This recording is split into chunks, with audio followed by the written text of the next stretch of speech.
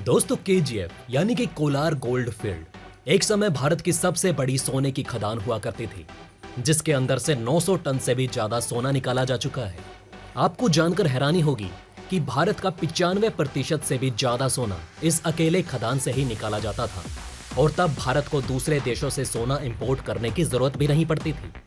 लेकिन इस समय हाल ये है कि ये खदान पिछले 20 सालों से बंद पड़ी हुई है।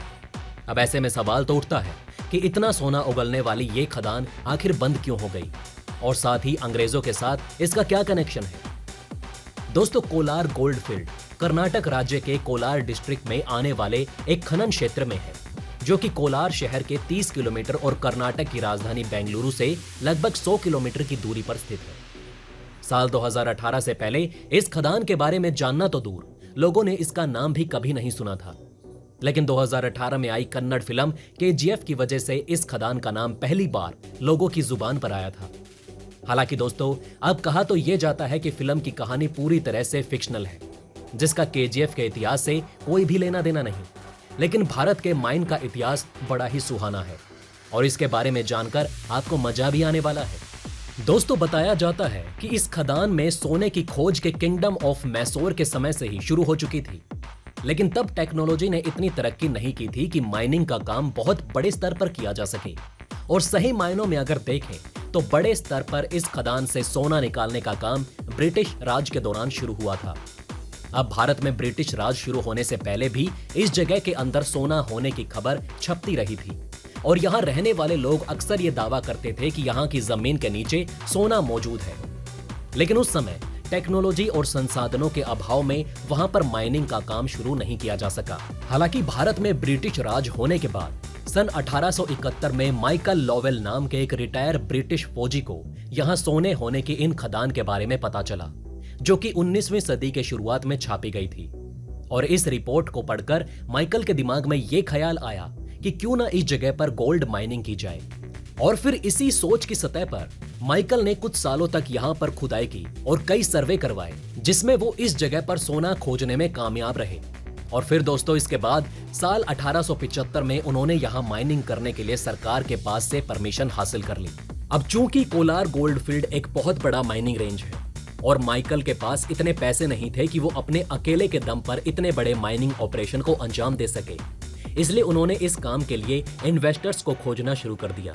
और इस तरीके से केजीएफ की माइनिंग का ये काम जॉन टेलर एंड सन्स नाम की एक ब्रिटिश माइनिंग कंपनी के हाथ में आ गया, जिन्होंने साल 1880 में माइनिंग ऑपरेशन को अपने अंडर में ले लिया।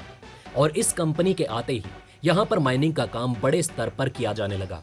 और बताया जाता है कि शुरुआत में मजदूर यहाँ पर बहुत बुरे कंडीशन में काम करते थे, क्योंकि उस समय माइनिंग के लिए मशीनरी तो दूर, बिजली तक नहीं हुआ करती थी।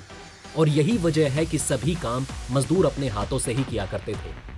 उस समय इस खदान के अंदर अक्सर बहुत सारे हादसे होते हुए भी देखे जा सकते थे, जिनमें कि एक साथ ही कई सारे मजदूरों को अपनी जान गंवानी पड़ती थी।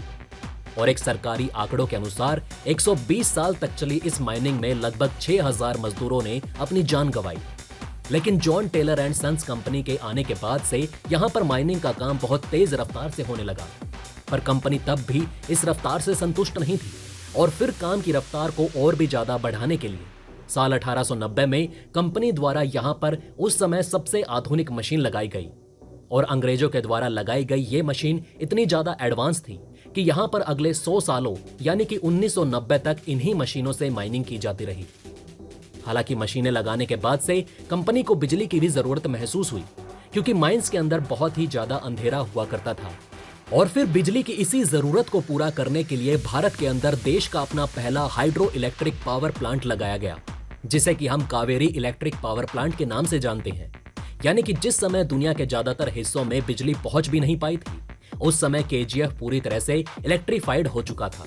और इतना ही नहीं, माइनिंग मशीनों को मिट्टी छानने के लिए जिस पानी की जरूरत पड़ती थी, उस जरूरत को पूरा करने के लिए केजीएफ के बैत मंगला टाउन के अंदर एक बहुत बड़ा आर्टिफिशियल झील भी बनाया गया था।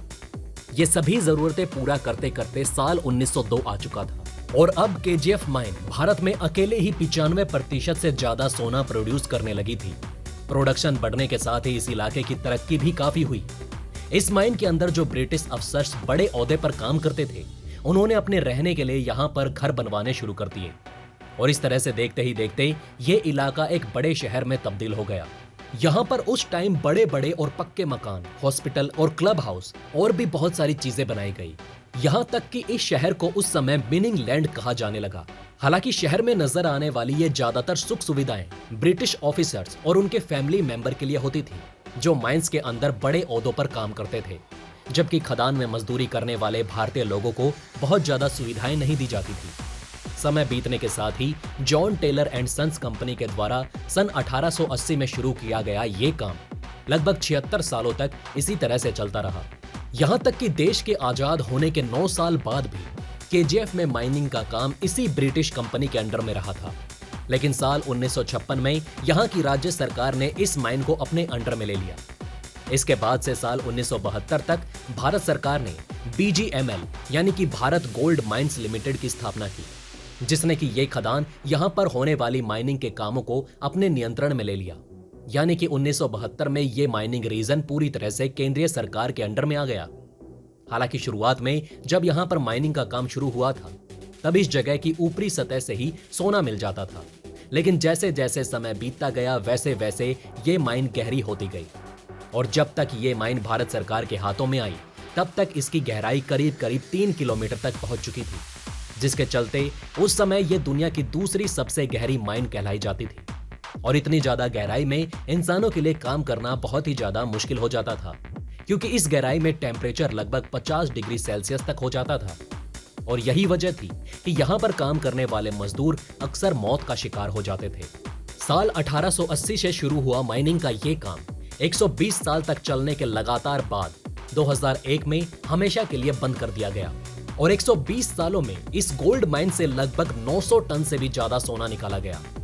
असल में दोस्तों, इस माइन के बंद होने का मुख्य कारण यही था कि आखिर के सालों में यहां से निकलने वाले सोने की मात्रा काफी ज्यादा कम हो चुकी थी। शुरुआत में यहां खोदे जाने वाले प्रति 1 टन अयस्क में सोने की मात्रा 47 ग्राम के आसपास होती थी, लेकिन 1990 के बाद से ये मात्रा सिर्फ 3 ग्राम प्रति टन रह गई थी। और इतना कम सोना निकलने की वजह से बीजीएमएल को लगातार नुकसान हो रहा था। साथ ही खदान के बहुत गहरे हो जाने की वजह से प्रोडक्शन कॉस्ट में बहुत ज्यादा वृद्धि हो रही थी, और प्रॉफिट दिन प्रतिदिन घटता जा रहा था। और इन सब कारणों की वजह से इस माइन को 28 फरवरी 2001 के दिन हमेशा के लिए बंद कर दिया गया। एक समय जो जगह अपनी खूबसूरती, सुख सुविधाएं और साफ सुथरे वातावरण के लिए मिनी इंग्लैंड कहा जाती थी, आज वही जगह देखने पर किसी नर्क के जैसे भयानक नजर आती है। तो ये थी असली केजीएफ यानी कोलार गोल्ड फील्ड की कहानी। उम्मीद करते हैं दोस्तों आपको ये वीडियो जरूर पसंद आई होगी। हमें कमेंट करके इसके बारे में जरूर बताइएगा।